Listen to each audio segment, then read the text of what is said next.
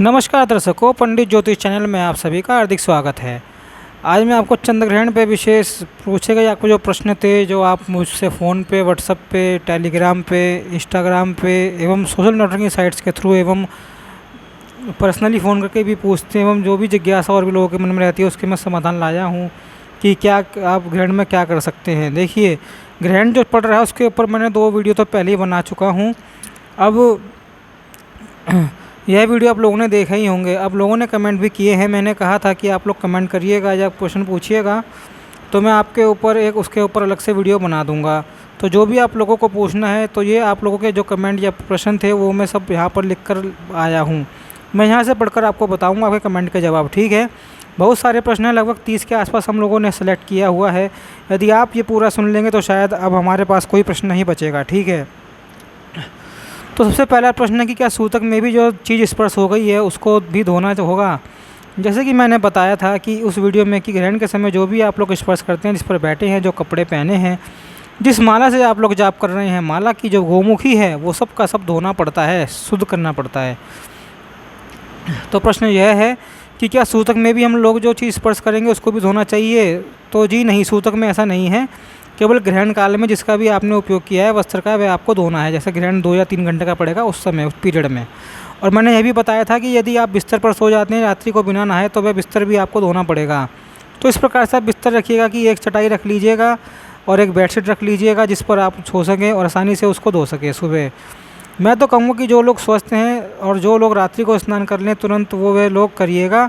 जो लोग स्वस्थ नहीं हैं वे लोग रात्रि को स्नान न करके दिन में कर लीजिएगा सुबह उठ के। अगला प्रश्न है, क्या हम लोग बाहर जा सकते हैं। तो देखिए, बाहर तो सूतक में आप लोग कहीं भी जा सकते हैं, कोई दिक्कत नहीं, लेकिन ग्रहण काल में आपको बाहर नहीं निकलना चाहिए, कोशिश करिएगा। तीसरा प्रश्न है, रजस्वला महिला अर्थात जो मेंस्ट्रुअल साइकिल है, डेट आ रखी है, वो महिला माला से जाप करे या मानसिक जाप करे। देखिए, रजस्वला महिला का मैंने उस वीडियो में भी बता रखा है कि आपके अंदर आप लोग भगवान का नाम जाप करिएगा ओम हटाकर। जैसे कि मंत्र है, मान लीजिए आपका ओम नमः शिवाय, तो आप उसमें से ओम नहीं लगाएंगे, प्रणव में नमः शिवाय का जाप कर लीजिए। आपका गुरु मंत्र है हरि ओम है तो आप हरि ओम की जगह हरि हरि का जाप कर सकते हैं। गुरु मंत्र में से भी ओम हटा देना। ओम राम तो आप राम राम कहिएगा, ओम नहीं। ठीक है, यदि आप रजस्वला अवस्था में हैं अर्थात मेंस्ट्रुअल साइकिल है, डेट आ रखी है, आपको पीरियड आ रखे हैं, तो और माला से जाप कर सकते हैं क्या। यदि आपके पास ऊन की माला हो और उससे आप जाप कर सकते हैं, बाकी रुद्राक्ष की माला, तुलसी की माला से आप जाप नहीं करना। ठीक है। चौथा प्रश्न है कि इस महीने पहले ही ढेर सारे व्रत हो गए, जन्माष्टमी है, राधा अष्टमी है और भी ढेर सारे व्रत हो गए, तो हम लोग इस दिन पूरे दिन भूखे कैसे रहेंगे। इसी में अगला भी प्रश्न है कि ऑफिस से घर आते हैं देर रात्रि को, तो क्या हम खाना नहीं खाएँ। ये सब आजकल नहीं कर सकते उपाय। तो देखिए, ऐसी बात नहीं है। मान लीजिए कि आप ऑफिस से घर आ रहे हैं, थके आ रहे हैं, ठीक है, और आगे का आग का दरिया है यानी एक गड्ढा है जिसके अंदर आग भरा हुआ है, तो आप उसके अंदर कूद थोड़े ही जाएंगे, उससे बचकर निकलेंगे।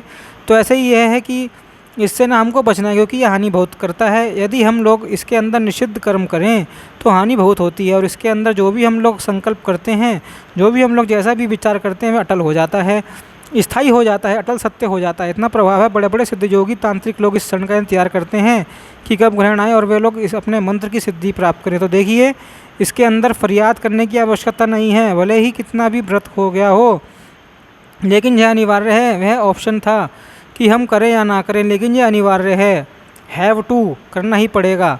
नहीं करेंगे तो इसके अंदर हानि बहुत ज़्यादा अधिक है। अगला प्रश्न है कि सत्यनारायण पूजा हम लोग करते हैं इस दिन, तो इस दिन हम को करना है, क्यों क्या करना है, क्योंकि लगभग लोग शाम को सत्यनारायण व्रत की भगवान की पूजा करते हैं, स्थापना करते हैं, व्रत करते हैं। इसी में अगला प्रश्न भी है कि हम लोगों ने महालक्ष्मी व्रत का रखा हुआ है, कलश आदि की स्थापना कर रखी हुई है, तो हम इस ग्रहण काल में क्या करें, क्या करना चाहिए। ठीक है, इसी में अगला प्रश्न है कि सूतक में पूजन करना चाहिए या नहीं करना चाहिए।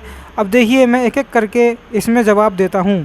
सत्यनारायण भगवान का जो पूजन स्थापन है ना, इस बार ग्रहण लग जाएगा, तो इस बार आपको ना सूतक लगने से पहले वह पूजन कर लेना है, यानी दोपहर के 12 साढ़े 12 बजे हैं, उससे पहले सुबह में ही आप पूजन स्थापना आदि कर लेना। उसके बाद करके आप निवृत्त हो जाना प्रसाद आदि लेकर। दूसरा है कि महालक्ष्मी व्रत हमने रखा हुआ है, इसके अंदर कलश की स्थापना भी की हुई है, तो कलश की स्थापना आप ऐसे ही रहने देना। जो पूजन आप शाम को करते थे महालक्ष्मी व्रत का, वह आपको सुबह सुबह ही करना है, 12:30 से पहले, सूतक लगने से पहले। और सूतक लगने पर कोई भी पूजा पाठ नहीं किया जाता है, इस बात पर आप लोग ध्यान दीजिएगा। और ना आपको जो मंदिर आदि है उसको ढक देना। मैं आपके उसके ऊपर एक अलग से वीडियो बनाऊंगा। मैं हर एक चीज़ करके बताऊंगा वीडियो में कि आपको क्या करना है क्या नहीं करना है, कैसे कैसे ग्रहण के दिन। आजकल में वह भी वीडियो आ जाएगा, आप लोग देख लेना। जो अखंड ज्योत आपकी जल रही है, मान लीजिए किसी के घर में जलती हुई है अखंड ज्योत, अथवा तो महालक्ष्मी व्रत वाले 16 दिन का अखंड ज्योत जलाते ही हैं, तो वे अखंड ज्योत आपको बुझने नहीं देना है, ठीक है। उसका ध्यान रखते रहना बीच बीच में। बाकी सूतक में आपको दीपक भी नहीं जलाना है। कई लोगों ने प्रश्न पूछा है कि क्या हम लोग दीपक जलाकर ध्यान भजन कर सकते हैं, भगवान का नाम जप कर सकते हैं। सूतक में या ग्रहण में नहीं, दीपक आपको नहीं जलाना है। जो दिया जल रहा है अखंड रूप से, उसको बुझना नहीं चाहिए, उसमें घी या तेल बढ़ाते रहना, उसको जलने देना। लेकिन कोई नया दिया नहीं जलाना, आपको नहीं जलाना है, ना धूप बत्ती अगरबत्ती कुछ नहीं जलानी, ठीक है। अगला प्रश्न है कि वृद्ध लोग अर्थात बुढ़े लोग स्नान नहीं कर सकते हैं।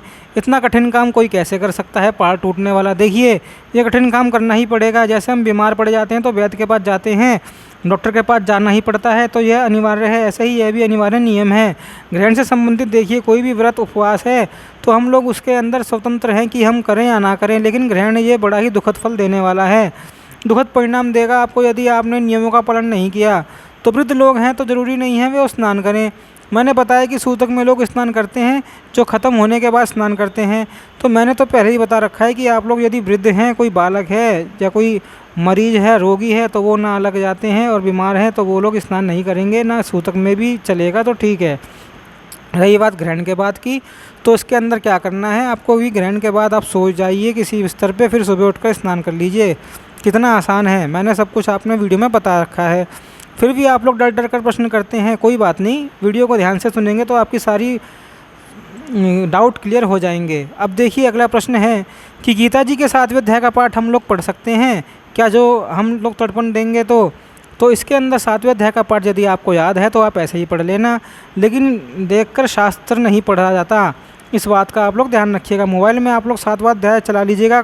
मेरी ऑडियो है गीता जी के 7वें अध्याय की, वो डिस्क्रिप्शन में लिंक दे दूंगा, उस पर मिल जाएगी, वो आप सुन लेना और उसको सुन लीजिएगा, मेरी आवाज़ में ही चैनल पर आपको मिल जाएगी। फ़ोन चलाने को तो आपको मना किया है, तो आप कैसे कहते हैं कि गीता जी 7वें अध्याय का पाठ सुन लेना। मोबाइल से देखिए, मैंने फ़ोन चलाना मतलब अपनी उंगलियां घिसना, उल्टे सीधे वेबसाइट देखना, रंगारंग कार्यक्रम देखना, आंखें घूर के देखना, वो सब मना किया है। अगर इमरजेंसी कॉल है, फ़ोन है, उठाएंगे तो उस पर तो बात करना, मैसेज करना आपको बनता है, वो तो करेंगे।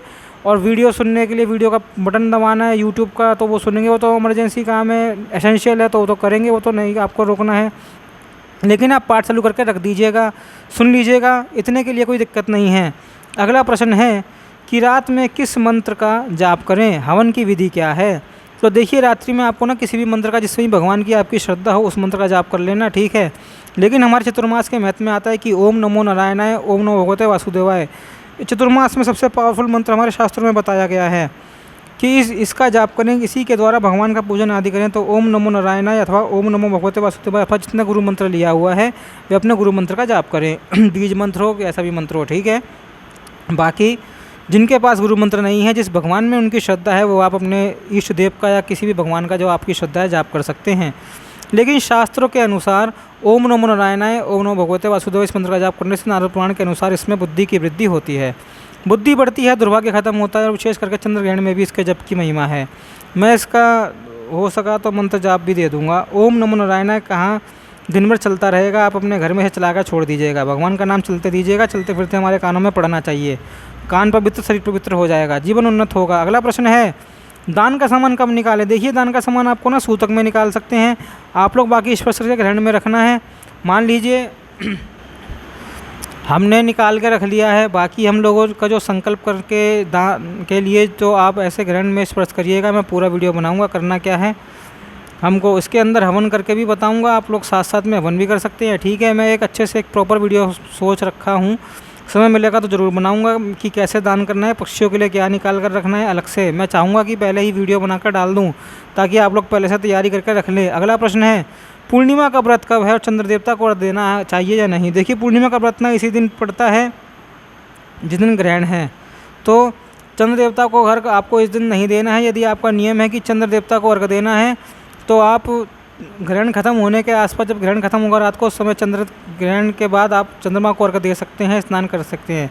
फिर उसके बाद चंद्रमा के बिंब का दर्शन करेंगे, उनको अर्घ्य प्रदान करेंगे। ठीक है, नियम तो यही कहता है कि जिस भी देवता का ग्रहण है, चाहे सूर्य ग्रहण हो चाहे चंद्र ग्रहण हो, स्नान के बाद शुद्ध बिंब का दर्शन करना चाहिए। फिर जो दोष लगा हुआ है हमारे ऊपर वह भी शमन हो जाता है। उससे अगला प्रश्न है कि डायबिटीज़ है, शुगर है, हमको बार बार बाथरूम जाना पड़ता है, लघु शंका जानी पड़ती है, टॉयलेट जाना पड़ता है, तो हम लोग कैसे करेंगे? देखिए, आप ना उस दिन थोड़ा कम पानी पीजिएगा उस हिसाब से, क्योंकि आपके शरीर की अवस्था आपको पता है, आपका नेचर आपको पता है, तो इस हिसाब से एक दिन आपको मैनेज करना है। इतना आप मैनेज कर लीजिएगा कि पानी की मात्रा कम रखिएगा और कुछ घंटों पहले तक पानी आप पीना बंद कर दीजिएगा। अगला प्रश्न है कि क्या महिला भी तर्पण कर सकती हैं? हाँ जी, महिला माता कुमारी कन्या भी बिल्कुल तर्पण कर सकती हैं, कोई दिक्कत नहीं है। अगला प्रश्न है क्या ग्रहण के समय दीपक जला सकते हैं? नहीं, दीपक नहीं जला सकते। जो दीपक जल रहा है उसको जलते रहना देना चाहिए, उसमें तेल और घी आप बढ़ाते रहिए, उसको बुझना नहीं देना। बाकी नया दीपक या अगरबत्ती धूप बत्ती नहीं जला सकते। अगला प्रश्न है कुशा का आसन जिस पर हम लोग बैठकर जप करेंगे, क्या उसे भी धोना पड़ेगा? नहीं, कुशा कभी भी अपवित्र नहीं मानी जाती, ना होती, तो उसको धोने की आवश्यकता है ही नहीं। कुशा का आसन आप नहीं धोइएगा। अगला प्रश्न है कि ऑनलाइन डोनेशन कर सकते हैं क्या ग्रहण में? देखिए, वैसे तो हम लोग फिजिकली निकालेंगे अनाज वगैरह, तो वो भी ठीक है। बाकी जो यदि आप नहीं कर सकते, विदेशों में रहते हैं या क्या नाम है, व्यवस्था नहीं हो पा रही है, परेशान है, हैंडीकैप है, तो कोई नहीं, दिक्कत की ज़रूरत नहीं है। डिस्क्रिप्शन बॉक्स में यूपीआई लिंक दे दिया जाएगा, उसके ऊपर आप डोनेशन कर सकते हैं, वह भी आपका ग्रहण का दान माना जाएगा। हम हैं तो क्या काम है, चिंता वाली बात नहीं है, यूपीआई पर डोनेशन कर सकते हैं, वह भी माना जाएगा, कोई दिक्कत नहीं। अब अगला प्रश्न है